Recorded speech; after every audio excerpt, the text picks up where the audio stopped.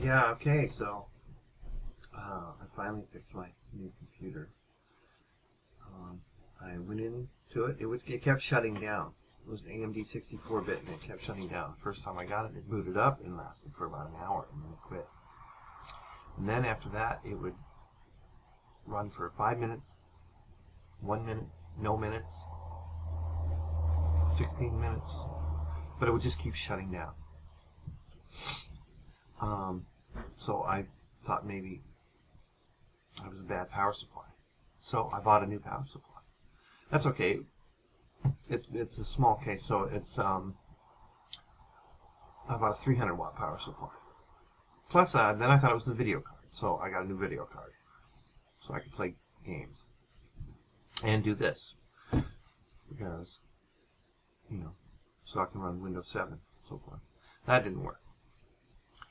So then I started taking things out of the computer to see if it would still boot, and it didn't do any difference at all. We took the video card out and used the default video card, and there was no difference. So then, so finally, in desperation, I took the heatsink off of the CPU, and then I booted it up, and the CPU started getting really hot, so I turned it off, and then I went on the internet, of course, and saw what other people had said. Most people said it was a bad motherboard, and I thought, oh crap, I paid $150 for this on eBay.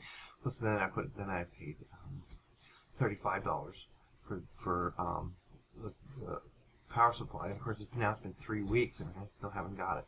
Well, I went down to Radio Shack yesterday and bought a $3.50. Well, anyway, a little tube of thermal grease. All right. So then I took the heatsink off, and I used rubbing alcohol and a lint-free cloth, and I got rid of all the old dirty gray heatsink grease or whatever it was. And I put a brand new glob of the brand new white Arctic Silver high potential thermal paste, so that the heat will transfer from the CPU into the heatsink. Much better. All right. So then I put it all back together with the thing, so that the heatsink grease covers the top of the CPU. And same thing. Sucked. So finally, I gave up. Then I came back to it like 8 hours later, and I opened up, and my last effort was I took apart the front panel power switch, and I looked at it, and I didn't see anything wrong with it, but I had to take the whole assembly. Apart and look at it and everything. I didn't see anything wrong. It looked fine. I wiggled the wires. Oh, I checked all the RAM out. I did RAM tests. All the RAM checked out.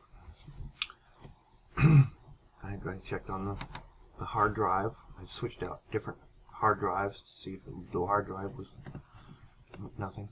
So finally I put it back all together. And I guess the heat paste has to set before it works right.